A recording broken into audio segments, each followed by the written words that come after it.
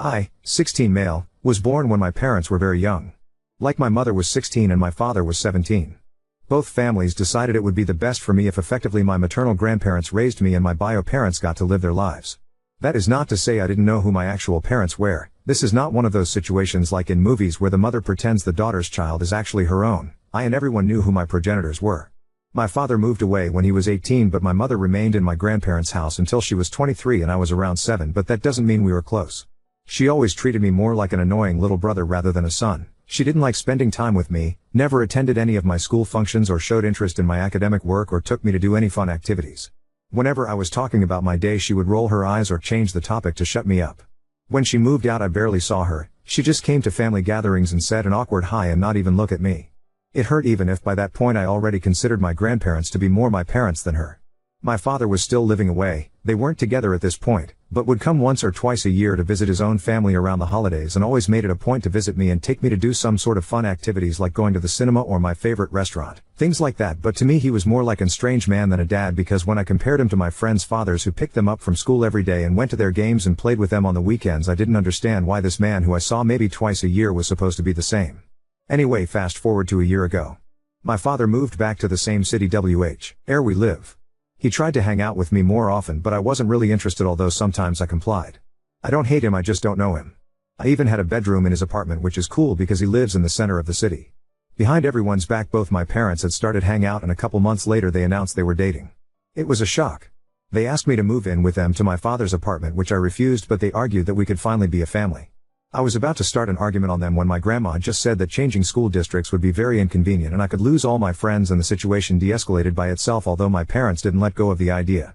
My parents asked for me to spend more time with them, and this was particularly frustrating because even though I never had any particular tension with my father, I most definitely do with my mother. I don't like being around her and she's treated me poorly my whole life, and I feel like she's now only trying to save face because she knows my dad wants me there. Now onto the issue. Last week they both came into my grandparents' house. They announced they were going to buy a house nearby in the neighborhood so that I can finally move in with them. I immediately said no, and when they said that changing schools would no longer be an issue, I found myself in a corner, and I said that was never the problem and that I just simply don't see them as my parents and don't want to live with them. That's when they dropped the bomb on us. Not only they wanted me to move in with them so we could be a family, but my mother was pregnant, so we were going to be a bigger family even. I was shocked and I blew my lid on them. I told them they were the worst parents in the world and that they abandoned me for 16 and now they were going to bring another child into the world and do the same to them. And they never apologized for treating me like garbage and like a mistake they made and making me feel like I wasn't supposed to exist and dumping me to be other people's responsibility, and only now that they feel like they care they want to be my family. My mother screamed back at me telling me I was a brat and that she wasn't going to make the same mistakes twice raising her second baby, and I told her she never raised me to begin with, and my father said that they were young and trying to do the best they could. Well, guess what? The best you could was pretty effing bad. I stormed out and went to my sobbing. I've been very depressed for the last week. They have both called and texted since, but I ignored them. My grandparents agree with me that I shouldn't move and that my parents shouldn't expect me to be all loving and forgiving after how they've treated me. However, they believe they are starting a new chapter of their lives now that they are more mature and stable, which I guess leaves me behind. I've also had time to think that Ime the same age my mother was when she had me, and what a huge responsibility that must have been. However, I still can't forgive them. Ada for the way I reacted to the news. Edit. Thank you everyone for the verdict of NTA. I feel better and it has somewhat cleared my mind. Also huge thank you to all that are commenting about how awesome my grandparents are. I'm planning on showing them this post so they can see how much everyone can see the amazing kind of people they are, and they deserve all the love and appreciation I could possibly give them and more.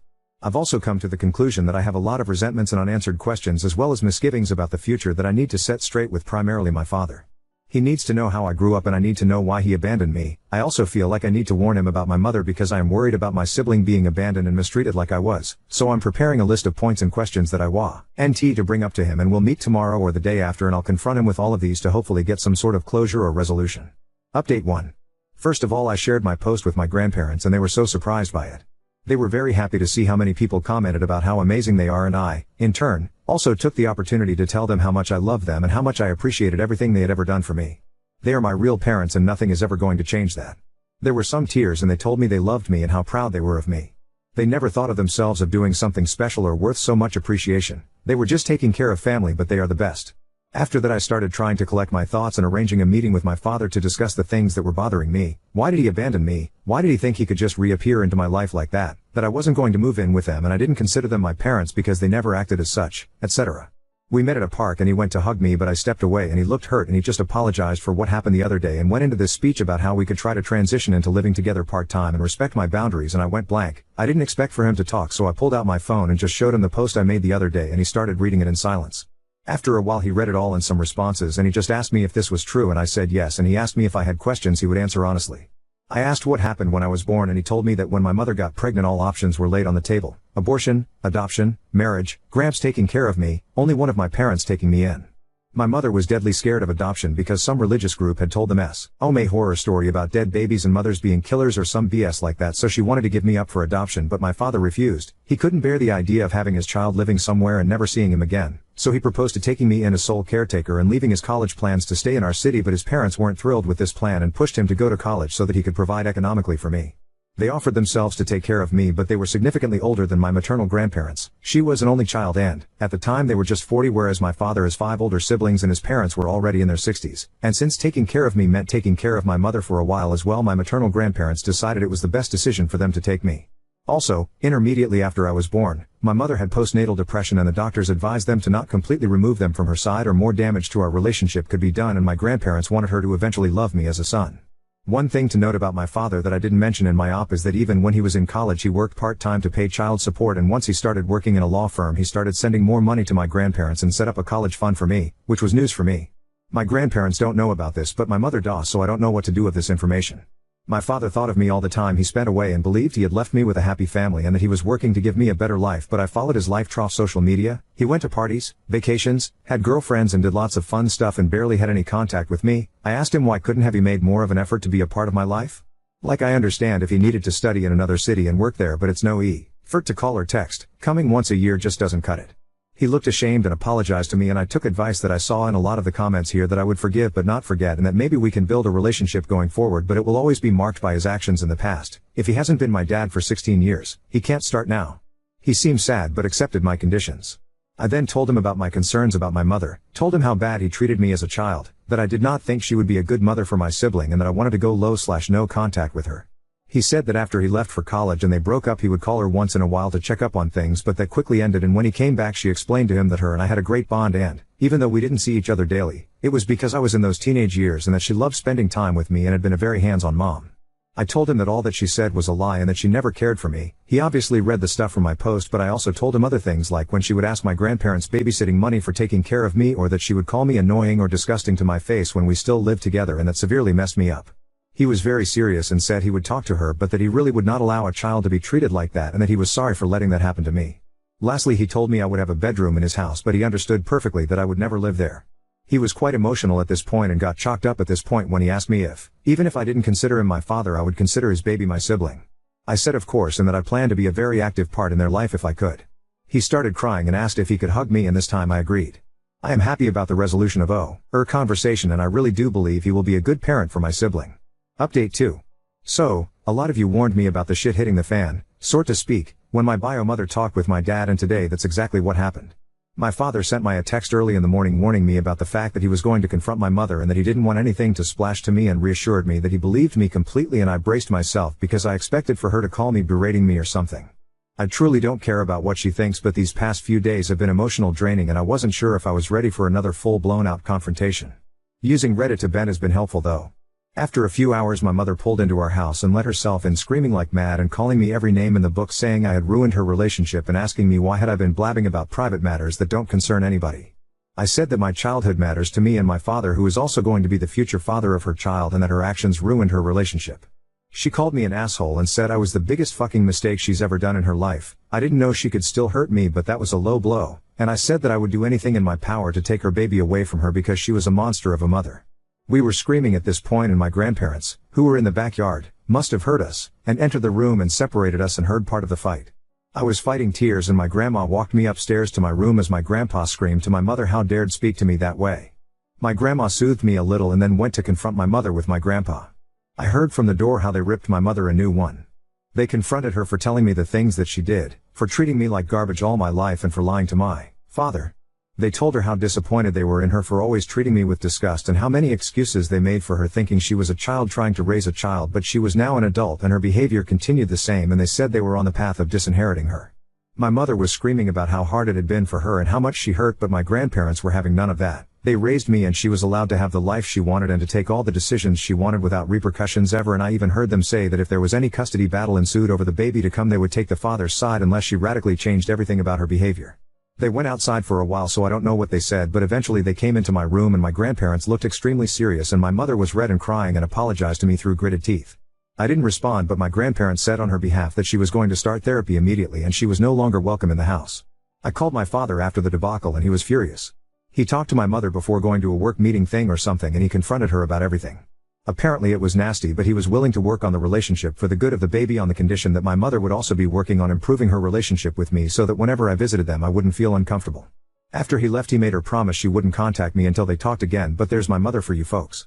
I asked him to think on what's better for himself and for the baby and to not hold today against my mother if he doesn't want to.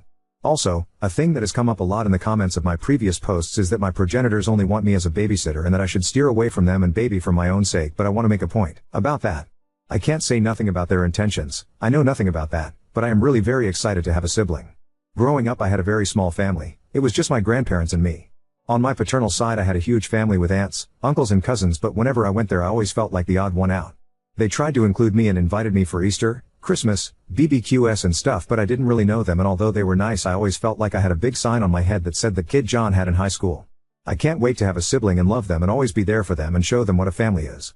I want to be that person they can always rely on for them, and I want to feel that bond with someone, so even if I have my misgivings about my parents, and I do, a lot, I do not about being a big brother. I hope this is the last update and there is no more family drama in the future. Update 3.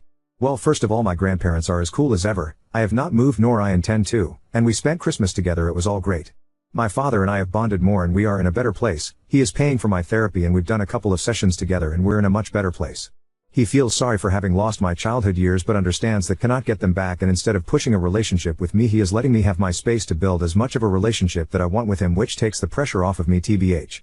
We've kind of bonded over my little sister, we found out is going to be a girl, and I helped him paint the nursery and build the furniture, which I enjoyed a lot. He and my egg donor are at a bit of a weird situation. They live together but they're not together. My father is extremely angry about everything that she did and said to me when I was little and what I related in my previous post, and he is weary about what kind of person she really is going to be with my baby sister. They are going to couples therapy and individual therapy, and, although I see her at passing because I go sometimes to my father's house, she is just barely polite with me and I can tell she feels like I'm the one who screwed up her opportunity to play house with her second baby. I try to pay her no mind, but the only thing that worries me is if she eventually is going to poison my little sister's mind against me or subject her to a similar mistreatment like she did to me, because she is also going to be born around all this tension. The silver lining is that everyone else is showing up for my little sister, and that means I've also connected much more with my father's side of the family. They've always been kind to me, but I always felt weird around them, but now that things with my father seem to be settling into a more comfortable way, I feel like I belong into his family more and I can hang out with my cousins and aunts and uncles more. Now on to second story. Coworker spreads false accusations about my deceased brother and calls me a liar, resulting in isolation and whispers at the office. I, 22F, am a triplet with 2 brothers, but one of my brothers passed away when we were 14. Whenever anyone new asks if I have any siblings, I just say I'm a triplet with 2 brothers. I'm not trying to trauma dump when doing small talk with someone I'm not very close to. From talking to people in grief support, I thought this was relatively common. I started working at a new job 3 months ago. I like my coworkers but still feel like an outsider to them, so when they asked how many siblings I have, I gave the above answer. No problems there. One week I didn't have my car, so my other triplet brother picked me up every day. My coworker, Kate, saw him and thought he was cute and asked me to set them up. I said no because he has a girlfriend. She asked about my other brother and I just said he isn't available either. Not a lie, but I guess kind of a mission because he's deceased and not just in a relationship. A few weeks later, I hear Kate talking shit about me to the other coworkers our age, when I'm in the same lunchroom. She didn't believe that my other brother was unavailable because she saw that he's single on Insta? I have no clue what she's talking about because he never had an account. My best guess is that she assumed one of my male cousins, who shares our last name and is in pics with me and my brother, was actually the third triplet. Who knows /__// I never engaged with the whispers because I hate confrontation. A day after that, some of my coworkers come up to me and ask what's wrong with me. I was super confused. They then told me that my brother had SA allegations against him in college and the real reason I didn't set him up with Kate is because I knew he was dangerous but still supported him. Apparently Kate said she found all this out from someone who also went to my college. I'm still in the same town. I was shocked and just told them that was impossible because my brother died when he was 14. They didn't believe me and then called Kate over and all 3 of them called me liars. I showed them pictures of the funeral, pictures of us at his grave, my brother and I holding his picture at our graduations. Then they all piled on me and called me a liar for not saying my brother was dead. But Kate made up a horrific allegation for no reason? They are all icing me out and whispers are going around the office. I don't know what they're saying, but no one seems to understand my side. I feel like I'm taking crazy pills.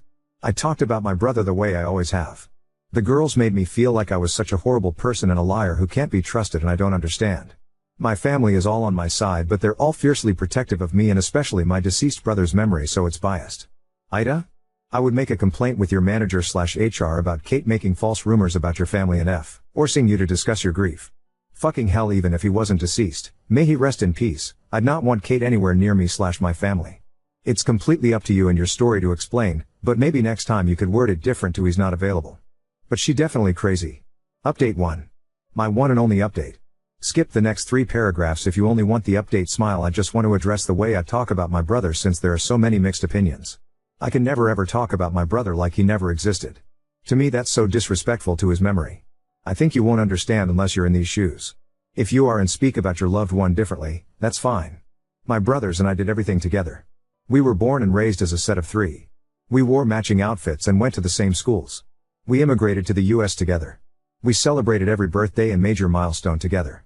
When he died, a part of me died too. I haven't enjoyed my birthday since because instead of being happy I'm older, I just think about how he can't celebrate his own day. No life circumstances change the fact we were born as triplets.